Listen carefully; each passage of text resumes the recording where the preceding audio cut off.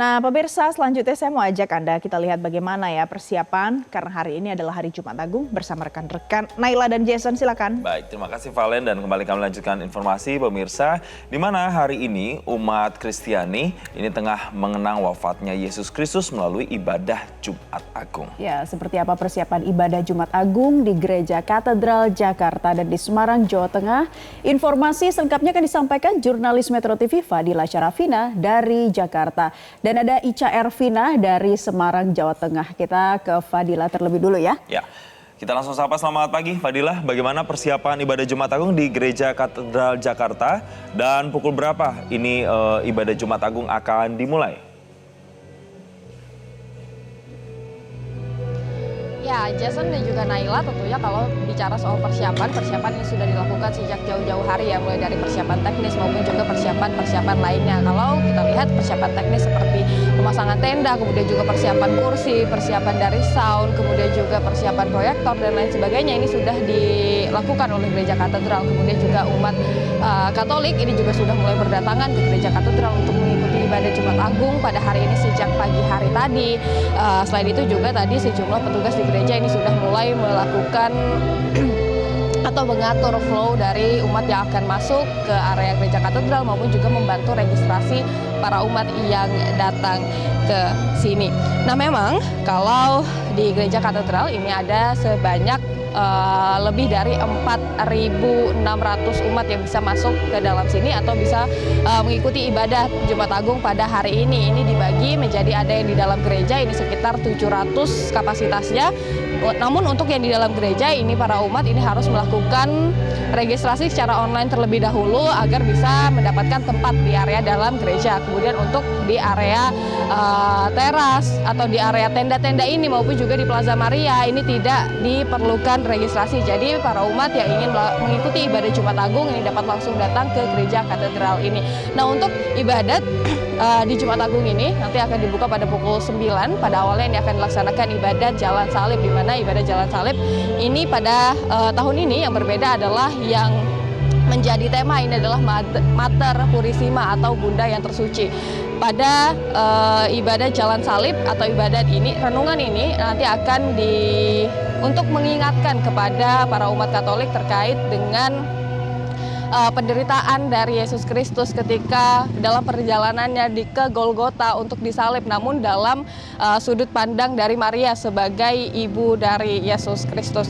Nah, kemudian nantinya setelah ibadah Jalan Salib kreatif ini selesai dilakukan, nanti akan ada ibadah Jumat Agung ini dibagi menjadi 3 sesi. Jason dan juga Naila, sesi pertama ini akan dimulai pada pukul 12 siang. Ini akan dilaksanakan secara offline atau langsung di Gereja Katedral Jakarta. Kemudian yang kedua ini akan dilangsungkan secara hybrid atau dapat diikuti secara online.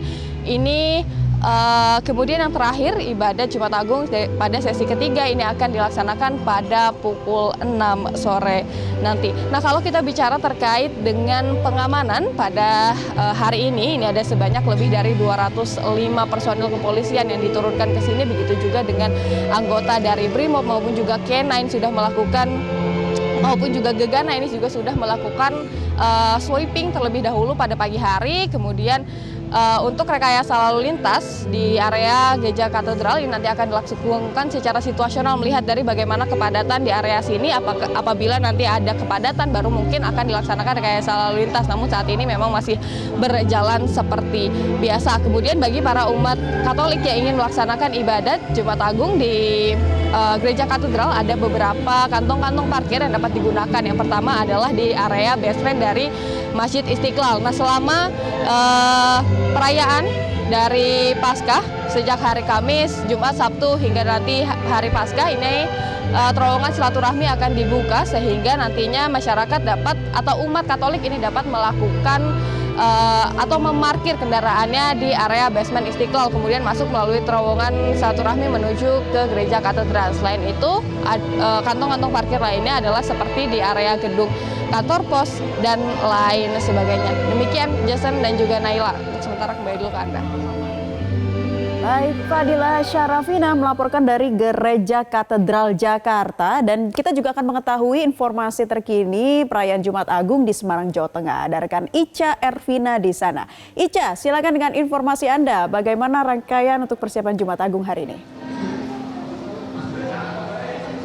Ya, Jason, Naila dan juga pemirsa untuk rangkaian ibadah Jumat Agung di Gereja Santa Teresia Bawangsari Kota Semarang ini tadi diawali dengan ibadah Jalan Salib, dimulai tadi sekitar pukul 8:15 waktu Indonesia Barat, dan baru saja sekitar 10 menit yang lalu ini usai dilaksanakan ibadah Jalan Salib diikuti oleh ratusan umat Katolik.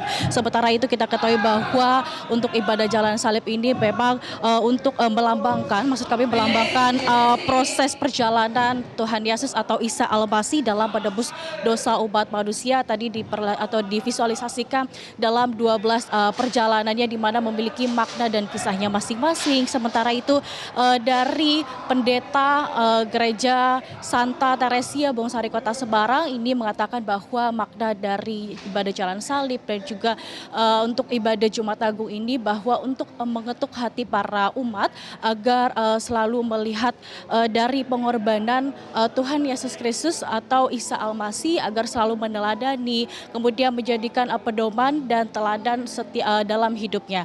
Sementara itu untuk ibadah Jumat Agung ini nanti akan digelar 2 sesi pada sore hari. Sesi pertama ini pukul 15.00 waktu Indonesia Barat atau 3 sore. Sementara untuk sesi 2 ini pukul 18.00 waktu Indonesia Barat atau sekitar 6 sore. Sementara itu untuk kursi yang disediakan di Gereja Santa Teresia Bawangsari Kota Semarang ini ada sekitar 2.500 hingga 3.000 kursi untuk para umat melakukan ibadah Jumat Agung, dan dari ibadah nanti juga akan dilakukan pengamanan secara ketat dari pihak kepolisian Polda Jawa Tengah dan juga dari Polrestabes Semarang. Kembali ke studio.